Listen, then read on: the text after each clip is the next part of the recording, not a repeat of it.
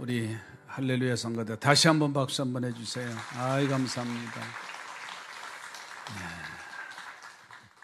우리 세 가족을 소개해드리도록 하겠습니다. 안병남 권사님이 오셨는데 한번 일어나시죠 자리에. 예, 뜨겁게 박수로 환영하겠습니다. 참 잘 오셨습니다. 예, 감사합니다. 우리 옆에 분들하고 인사하십시다. 한 영혼을 주님께로 품읍시다. 네. 뭔 말이냐? 지난주에 우리가 태신자를 품었어요. 품으면서 제가 병아리에 대한 말씀을 드렸습니다. 그랬더니요, 많은 성도들이 작정서를 다 내셨어요. 그래서 품는 게 이렇게 중요하구나. 여러분, 생명이 있으면 품은 대로 생명이 나타납니다.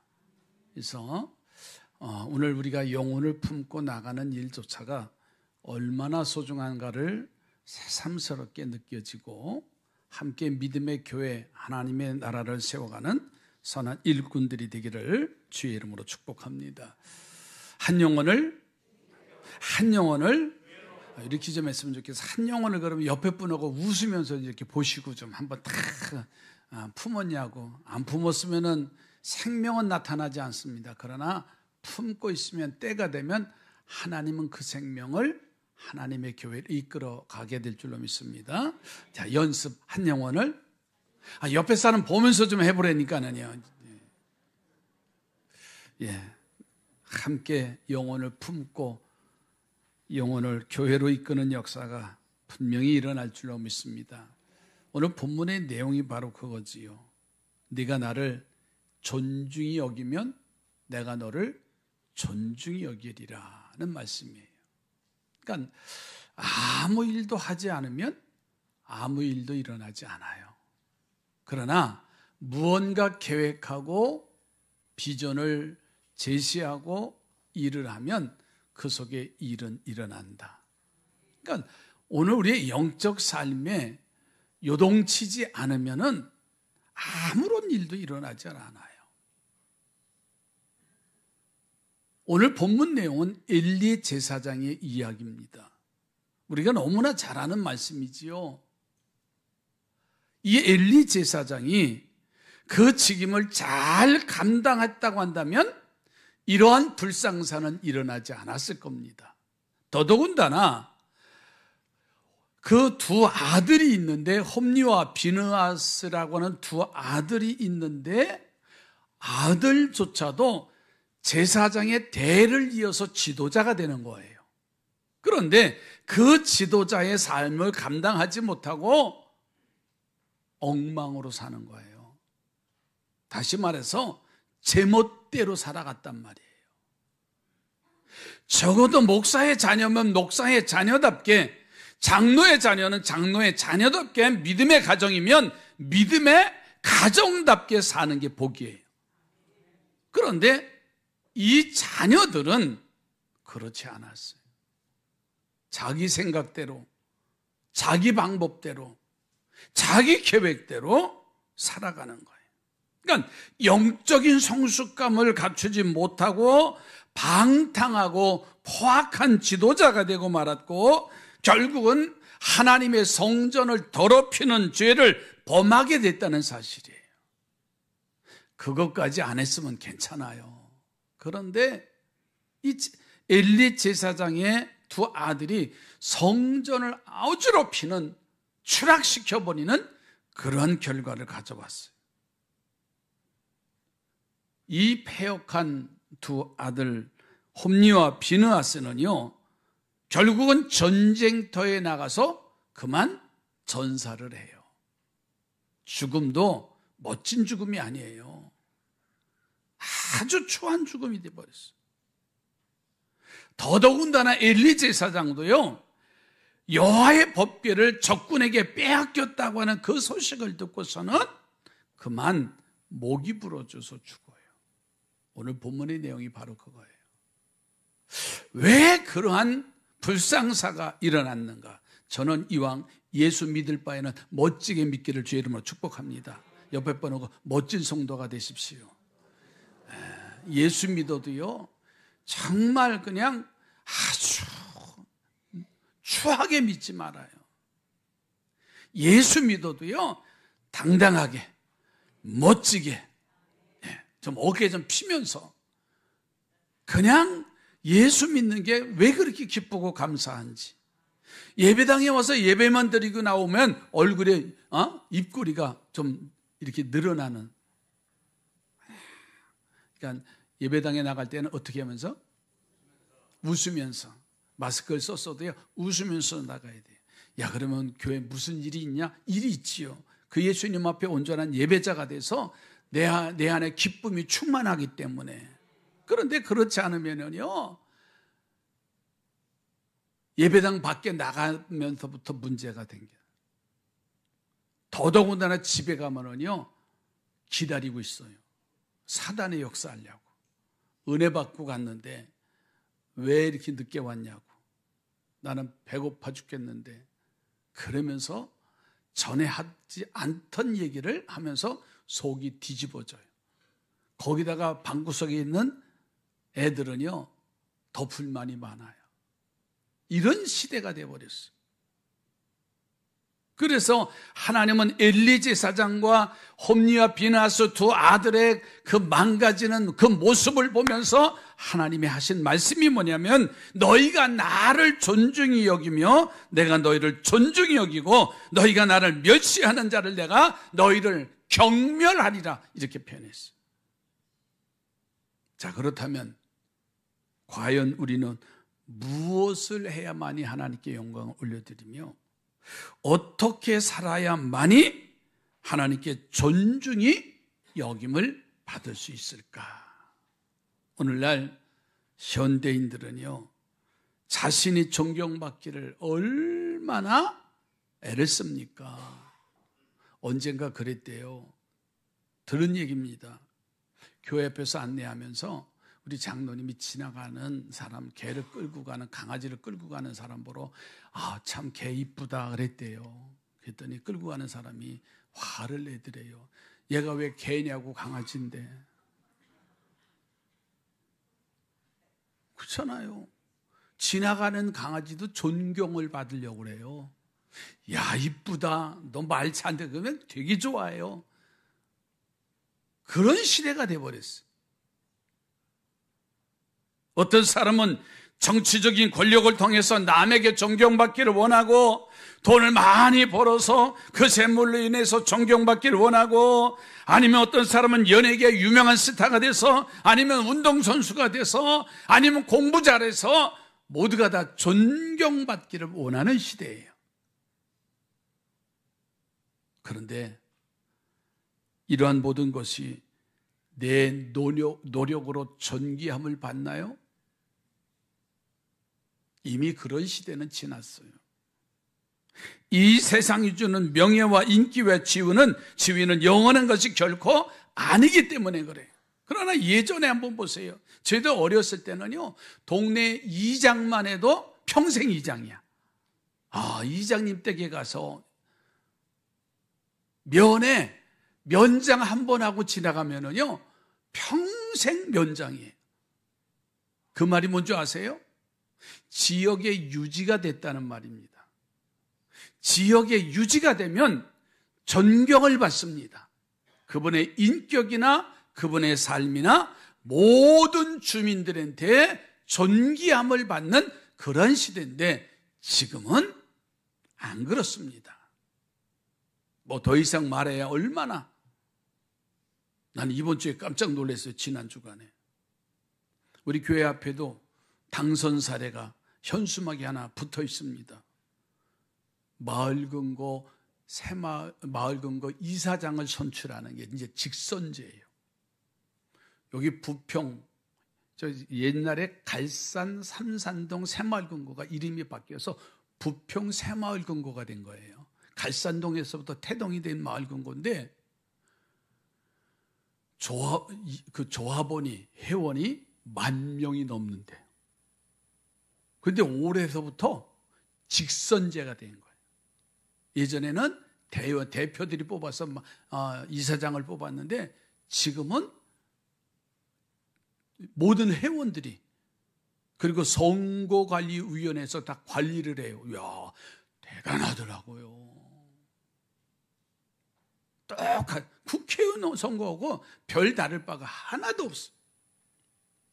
저는 그 모습을 보면서 자, 지역의 유지들, 지도자들을 뽑아도 존경할 만하냐 그 말이에요. 안으로 들어와서 교회도 마찬가지입니다. 정말 믿음의 사람들이 존경을 받을 수 있는 상황과 삶을 살아가느냐. 교회 장로님이래. 저분 목사님이야. 저분 권사님이야. 놀라지도 않지요. 그러면 정말 지역의 사람들이 존귀함을, 존중함을 느낄 수 있느냐고 하는 거예요. 오늘 그래서 사무엘 선지자를 향해서 하나님이 말씀하시는 거예요. 네가 나를 존중히 여기면 내가 너를 존중히 여기리라. 여러분, 사람과 사람 사이에서도 존중히 여기면 존중이 대접을 받지만 동물도 마찬가지더라고요. 잘 대우해주면 그놈이 잘 알아. 얼마나 심각한 시대예요. 지난주에 목사님들과 차를 마시러 갔는데 엘리베이터에 마침 어린애 한 두 돌이 채 안 된 애예요. 이렇게 보행기를 타는데 같이 엘리베이터에 탔어요. 그러니까 요즘 아이들이, 어른들이 보면 아이들 되게 이쁘잖아요. 그냥 만지고 싶고 너무 소중해요. 그래서 그 목사님이 너 이쁘다. 그리고 이렇게 옷 소매 밑에 이렇게 손가락이 이렇게 나중에 얼마나 더 이뻐요. 그래서 너 이쁘다 그랬더니 만지지 마세요 그러더라고요. 나 아시죠? 절대 만지면 안 돼요. 요즘 시대에는. 근데 우리 교회 애들은 만져도 된대요. 일부 예배 때도 누구지? 시우가 왔는데 지난주에 왔던 애들 만져도 되지 그랬더니 된대요. 네, 교회 안에 오는 애들. 왜냐면 관계가 형성되면은요, 그 아이들도 알아요. 또 건우 동생 형이 건이지. 와, 코로나 때부터 우리 교회 왔는데 애가 아주 엄마 아빠가 얼마나 편한지 모르는데 왜? 오면은 장로님들이 품에 안기고 지금도 유치부 예배 드리러 올라갔어요. 얼마나 행복해요. 만지지 말아요. 그러면은요 하나도 관계가 형성이 안 될 거예요. 한번 해보세요. 시작. 만지지 마시라니까요. 여러분, 이 말이에요. 네가 나를 존중히 여기면 내가 너를 존중히 여기리라. 새학년 새학기가 시작돼서 2월 달에 대전에서 선생님이 자기 학교 아이를 살해하는 사건이 일어났어요. 그것뿐만이 아니지요. 학생들이 선생님을 폭력하는 일이 수도 없이 많이 일어나요. 가정사에도 마찬가지입니다. 존귀함을 존중해주는 시대가 이미 다 땅에 떨어져 버렸어요. 그러나 주님은 그러한 엘리 제사장의 그 아들과 그 가정의 사건을 통해서 하신 말씀이 그러기 때문에 너희들이 나를 존중히 여기면 내가 너희를 존중하게 여기리라. 그렇게 되기 위해서는 먼저 우리는 첫째로 하나님 앞에 온전한 예배자가 되시기를 주의 이름으로 부탁을 드립니다. 이사야서 58장 13절 14절에 이사야 선지자를 통해서 이렇게 말씀하시는 거예요. 만일 안식일에 내 발을 금하여 내 성일에 오락을 행하지 아니하고 안식일을 일컬어 즐거운 날이라 여호와의 성일을 존귀한 날이라 하여 이를 존귀하게 여기고 내 길로 행하지 아니하며 내 오락을 구하지 아니하며 사사로운 말을 하지 아니하면 내가 여호와 안에서 즐거움을 얻을 것이라. 내가 너를 땅의 높은 곳에 올리고 내 조상 야곱의 기업으로 기르리라. 여호와의 입의 말씀이니라. 아멘. 엿새 동안 우리가 세상에 속해서 살지만 하루만이라도 하나님을 존귀히 여기면, 하나님 앞에 온전한 예배자가 되면 내가 너를 존귀하게 여기리라는 말씀이에요. 여러분, 오늘 많은 사람들이 예배를 등한히 할 때가 너무 많아요. 여기 있는 사람들 말고 혹가다 여기 있는 사람도 말이에요. 여러분, 예배는 생명과 같이 드리시기 바랍니다. 예? 예배를 우습게 여기지 마세요. 사람에게 특권 준 거는 예배할 줄 아는 존재라는 거예요. 인간보다 높은 존재에 대해서, 창조주 하나님에 대해서 내가 머리를 숙이고 종교 행위를 행하는 것이 중요한 인간의 특징 중에 하나예요. 사람이요, 하나님 앞에 예배할 줄 모르면 특별한 사람이 될 수 없어요. 아담과 하와 보세요. 하나님의 특권을 받고 살잖아요. 모든 것을 누리기만 살아라. 그런데 동산 중앙에 있는 선악을 알게 하는 나무의 열매는 먹지 말아라. 아멘이지요. 이 말이에요. 너희들이 누릴 건 누려라. 그러나 범해서는 안 된다. 그 기준점이 없으면 인간은요, 자기 생각 방법대로 살게 돼 있어요. 그러나 캐논, 정경, 기준점, 정확한 기준점을 주고서는 그 선악의 열매를 따먹는 날에는 너희가 정령 죽으리라고 그랬어요. 죽을 줄 알면서 그것을 범하는 사람이 어디 있을까요? 그런데요, 아주 신기하게, 아주 묘하게 사단이 와서 귓속말로 속삭이는 거예요. 그랬더니 자기 안에 중심이었던 선악을 알게 하는 하나님의 명령, 그 기준을 잃어버리는 겁니다. 에이, 너 죽지 않아. 죽을까 하노라. 에이, 괜찮아 하면서 이 아담과 하와의 마음을 빼앗아가는 거예요. 무너뜨리기 시작하는 거예요. 여러분, 세상의 것이 바로 그겁니다. 예배 안 드리면 죽을 것 같았는데, 야, 괜찮아. 야, 괜찮아. 그 안에 무너지는 소리가 들린다는 사실이에요. 오늘 우리의 모습, 현실을 보세요. 가정마다요, 무너짐의 소리를 못 듣는다면 안타까운 거예요. 교회는 왜 나가? 얼마나 편해요. 영상으로 예배드리고 편합니다. 그것도 하나님 예배 드리는 거야. 야, 매주마다 어떻게 하냐? 그냥 한 달에 한 번 놀러 가야지. 그래 이제 가는 거예요. 여러분, 사단의 소리라는 거예요. 옆에 보고 하나님을 존귀하게 여기시기 바랍니다. 그러니까 하나님께 영광을 올려드리기만 하면 하나님은 여러분들을 소중하게 여기시는 거예요. 옆에 보니 당신은 소중한 사람입니다. 하나님 앞에 예배드리기 때문에 소중한 사람이에요. 막 예배드리러 인도하러 내려오는데 마침 계단에서 몽골 아이들, 세 아이들을 만났어요. 우리 교회 몽골 아이들, 엄마 아빠가 몽골 아이들입니다. 그 아이들이 작년 이맘때 우리 연세 어린이집 김복실 권사님이 그 어린이집 아이가 몽골 아이라고 해서 전도를 해왔어요. 그래서 선생님들이 관심을 갖고 하는데 아주 신앙생활 주의를 잘 지켜요. 방학 동안에는 갔다가 지난주에 그래서 새 출발에 장학금을 못 줬는데 딱 만나서 이제 중학교 1학년, 큰아이가 중학교 1학년에 세 아이들인데 자매들이 남매라고 그러죠.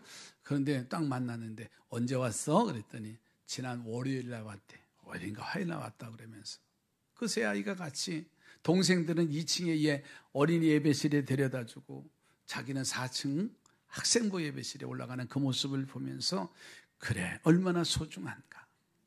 엄마 아빠는 교회를 안 다녀요. 근데 이 아이들이 한국에 와서 적응하고 교회에 와서 적응하고 거기에 복음이 들어가고 예배를 존중히 여기는 자를 하나님이 존중히 여기실 줄로 믿습니다. 두 번째로는 하나님의 나라를 위해서 헌신하는 사람이 되어야 하나님이 우리를 존중히 여기신다는 거예요. 하나님의 나라를 위해서 내가 시간과 노력을 바치는 사람은요, 하나님이 외면하시지 않습니다. 존중히 여기시고 하나님은 축복해 주시는 거예요. 어떤 사람은 하나님의 축복을 많이 받고도 공연히 마음이 불안한 사람이 있어요. 왜냐하면 자기가 받은 축복만큼 하나님을 위해서 헌신하지 못할 때가 있습니다. 그러면 괜히 두려워요. 무슨 해코지는 안 될까? 그 불안이 찾아와요. 그러나 불안과 초조를 모두 없이 하고 기쁜 마음과 감사와 즐거움으로 씨를 뿌리는 성도는 넘치는 축복을 누리게 될 줄로 믿습니다. 여러분, 요셉 보세요. 그가 16 정도 나이에 애굽의 상인에게 팔려가요. 그런데 요셉의 마음속에는 늘 하나님이 주신 꿈이, 비전이 있어요. 하나님이 나와 함께 하십니다. 하나님은 내 편이십니다. 그것을 단 1초라도 잊지를 않았어요. 그러니까 형들의 미움으로 노예로 팔려가도 보디발의 집에서 모함을 받고 감옥에 투옥을 당해도 원망하거나 불평하지 않아요. 여러분, 우리가 잘 알듯이 그가 결국은 애굽의 총리가 되고 그의 가정을 구원시키는 역사가 나타나요. 여러분, 헌신하는 사람은 하나님이 외면하지 않습니다. 선지자 다니엘도 보세요.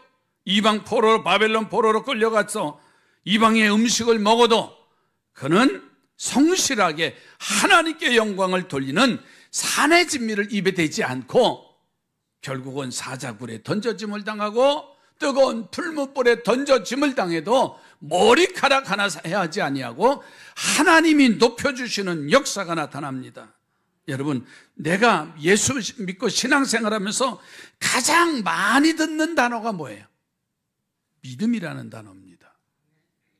그런데 문제는 이 믿음이라고 하는 말을 그렇게 많이 하고 그렇게 많이 들어도 이 믿음이 뭐냐고 물으면 참 답하기가 어려워요. 또 믿음이 있느냐, 믿음이 없느냐 해도요, 더욱 난처해요. 여러분, 믿음은요, 하나님이 우리들에게 주시는 능력이고 신앙의 자산이에요. 믿음이 없이는 하나님을 기쁘시게 해드릴 수 없다 그랬어요. 믿음 없는 자가 아니라 믿음 있는 자가 되라고 그랬어요. 우리가 예수 그리스도를 나의 구세주로 믿고 나의 하나님으로 영접하는 것은요, 인간의 힘으로 소유할 수 없는 최고의 특권이고 최고의 모험이에요. 그래서 우리가 알든 모르든 언제나 예수 그리스도의 영향권에 살고 있는 것을 잊어서는 안 된다는 거예요. 하나님은 내 편이세요. 하나님은 나와 함께 하십니다. 우리 옆에 보고 또 한번 하나님은 나와 함께 하세요. 어디서만? 어디서나? 예배당 안에서만? 아니에요. 예배당 밖에서도 하나님 나와 함께 하시는 거예요. 그러니까 예배당 문 나갈 때는 어떻게 하자? 정말이에요? 간사님 그러면서 막 웃으면서 내일 또 봐 막 그래야지요. 아주 윈수 같은 것처럼 그냥 싹 지나가고 뭐 아는 척도 안 하고, 아니 몇 명이나 된다고 아는 척도 안 해요. 옆에 보고 내 옆에 앉아주셔서 감사해요. 아니, 얼굴 좀 보세요. 처음 보신 분들도 있어요. 그랬더니 예배 시간에, 기도 시간에 우리 안내위원들이 자리가 좁으니까 미는데 왜 미냐고 인상 쓰고. 절대 그러지 마세요. 그러니까 애저녁이라는 게 이 노인네들 말인데, 진작에 3명씩 4명씩 앉아요. 아셨죠? 그래야 늦게 오시는 분들이 배려해서 좀 앉는데, 뒤에는 꽉 찼어. 늦게 오신 분들은 앞으로 인도하니까 민망해서 못 나와. 맞죠? 그러니까는 먼저 온 분들은 앞자리에 앉으시고, 이제는 이게 코로나 기간에 2시간 된 게 어느 정도 해서 이제 3명씩 앉았는데 귀찮대. 예전에는 붙어 살면 더 좋았어. 그렇죠?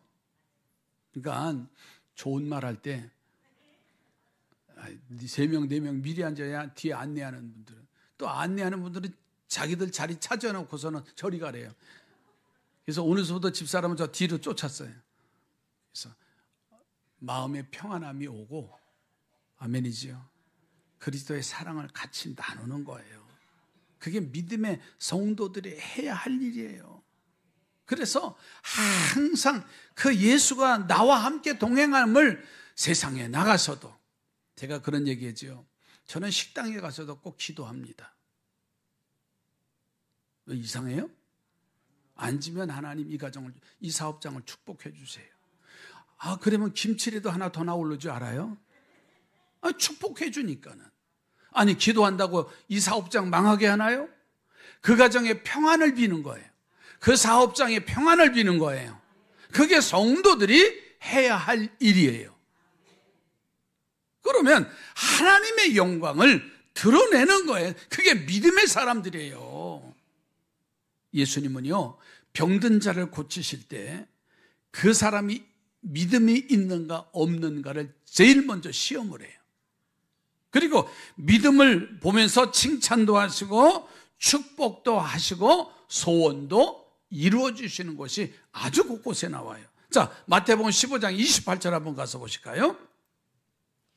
이에 예수께서 대답하여 이르시되 여자여 내 믿음이 크도다 내 소원대로 되리라 하시니 그때로부터 그의 딸이 나으니라. 아멘. 여자여 내 믿음이 크도다. 할렐루야.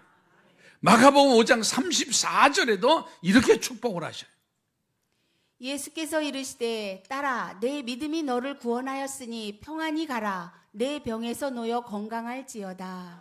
딸아 내 믿음이 너를 구원하였으니 평안히 가라는 거예요. 아니, 평안히 가는데 내 병에서 놓여 건강할지어다. 누가복음 5장 20절에도 이렇게 말씀합니다. 예수께서 그들의 믿음을 보시고 이르시되 이 사람아 내 죄 사함을 받았느니라 하시니. 예수님께서 그들의 믿음을 보시고, 예수님께서 삼산교회 성도들의 믿음을 보시고, 이 사람아 네 죄 사함을 받았느니라. 그뿐만 아니에요. 예수님은요, 믿음 없는 것을 보시면서 가차없이 책망을 하셔요. 누가복음 12장 28절 가서 보세요. 오늘 있다가 내일 아궁이에 던져지는 들풀도 하나님이 이렇게 입히시거든 하물며 너희 일까 보냐. 믿음이 작은 자들아. 믿음이 작은 자들아. 저 들풀만도 못한 그러한 존재가 되어졌다고 책망을 하는 거예요. 누가복음 9장 41절에 말씀합니다. 예수께서 대답하여 이르시되 믿음이 없고 패역한 세대여 내가 얼마나 너희와 함께 있으며 너희에게 참으리요 내 아들을 이리로 데리고 오라 하시니. 믿음이 없고 패역한 세대여 내가 얼마나 너희와 함께 있으며 너희에게 참으리요 내 아들을 이리로 데리고 오라 이렇게 말씀하셔요. 믿음이 없고 패역한 세대. 요한복음 20장 27절에 말씀합니다. 도마에게 이르시되 내 손가락을 이리 내밀어 내 손을 보고 내 손을 내밀어 내 옆구리에 넣어보라. 그리하여 믿음 없는 자가 되지 말고 믿는 자가 되라. 할렐루야. 믿음 없는 자가 되지 말고 믿는 자가 되라. 여러분, 우리가 하나님 앞에 충성과 하나님이 헌신을 요청하실 때 그 명령에 순종하고 하나님께 존중 여김을 받는 성도들이 되시기를 바랍니다. 믿는 성도로, 교회에서 존경받는 사람은요, 사회에서도 존경받는 인물이 되게 돼 있어요. 하나님을 존귀 여기는 사람을 하나님은 반드시 존중이 여김을 받게 하신다는 거예요. 얼마나 감사해요. 세 번째로는 이렇게 말씀하죠. 내가 너를 존중히 여기는 일은 우리의 일상생활을 통해서 하나님이 존귀히 여기신다는 거예요.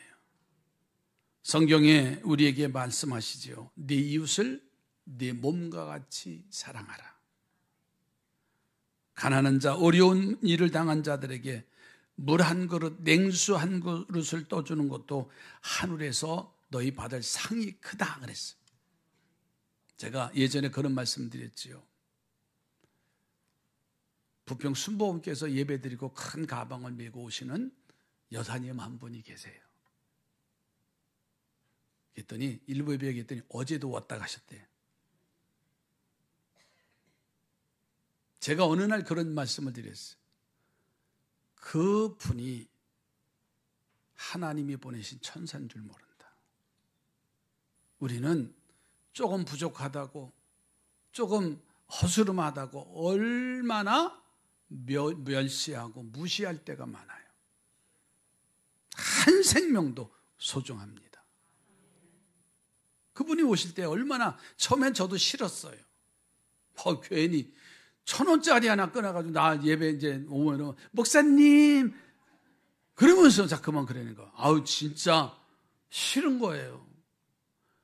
내가 1,000원짜리는 안 보내. 한 1억짜리만 보내서 목사님 그러면 내가 얼른 받을 텐데. 안 그래요? 1,000원짜리 가지고 목사님 커피 한 잔 사드릴까요? 와, 또 어느 날 잠깐 가까이 놔두니까는 또 아주 커피숍에 완전히 점원이 됐어. 자기가 서빙하겠다는 거예요. 그래서 제가 성도들의 얼굴을 보고 어느 날 그랬잖아요. 하나님이 보내주신 천사인 줄 모른다. 잘 대접하라. 그랬더니요. 3층 식탁까지 올라오시잖아요. 요즘 지나가면서요. 아니 삼산교회 성도들은 평일날 지나가면서도 교회도 안 쳐다보는데 그분은 안에 들어왔다가 난 얼마나 감사한지 몰라요. 일주일에 한 번 오는 사람보다 난 그 여인이 더 멋있어. 교회 무슨 일 없나. 그리고 와서 쉼터에 한 바퀴 휙 돌고 누가 있으면 좀 알고 있는데 그냥 또 바로 집에 가시는 걸 제가 종종 봅니다. 제가 왜 이런 말씀을 드리냐면 하나님의 주시는 이웃사랑이 뭘까요? 하나님이 주신 이웃사랑이 뭘까요? 내가 너희를 사랑한 것 같이 너희도 나를 이웃을 사랑하라. 하나님의 사랑은요, 용서가 없이는 사랑이 안 돼요. 국률한 마음을 품지 않으면 그 사랑을 할 수 없습니다. 아니 원수를 어떻게 사랑해요? 가난한 어려움을 당하는 자에게 물 한 그릇, 냉수 한 그릇 떠준다는 게요 쉬운 일이 아닙니다. 몰라서 안 해나요? 삶에 적응이 안 돼서 안 되는 거예요. 옆에 보고 이제 한번 사랑해 봅시다. 네, 잘하고 계신데 더 사랑해 보십시다. 그것이 하나님의 기쁨이 되고 하나님이 존중 여김을 받는, 정말 하나님을 높여드리면 하나님이 우리를 높여주세요. 내 스스로 높여지려고 하지 마세요. 누가 나를 높이지 않고 알아주지 않는다 할지라도 내가 그를 상대를 높여봅시다. 그러면요 괜히 좋아요.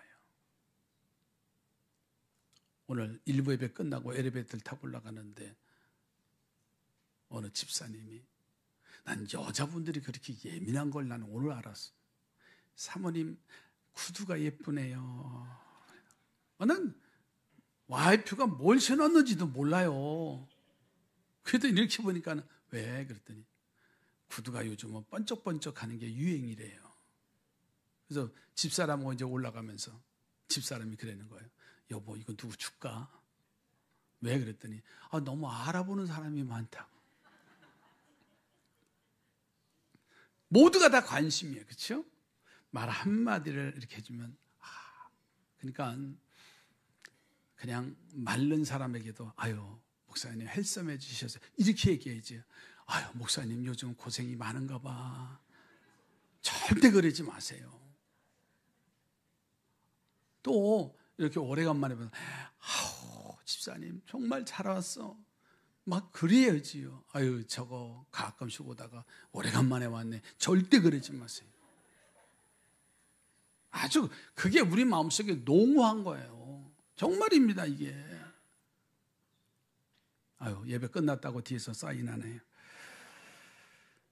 여러분 우리가 기회 있을 때마다 교만하지 말고 하나님의 영광을 위해서 구체적인 내 일상생활 속에서 작은 일이지만 이웃을 사랑하는 그 일들이 펼쳐져 가기를 주의 이름으로 축복합니다. 기도합니다. 하나님 감사합니다. 작은 일이지만 네가 나를 존중히 여기면 내가 너를 존중히 여기리라. 네가 나를 멸시하면 내가 너를 경멸하리라. 흔적조차도 없게 하신다고 했습니다. 기회 있을 때마다 하나님의 영광을 위해서 내 삶 속에 그리스도의 향기가 넘치게 하여 주시옵소서. 예수님의 이름으로 기도드립니다.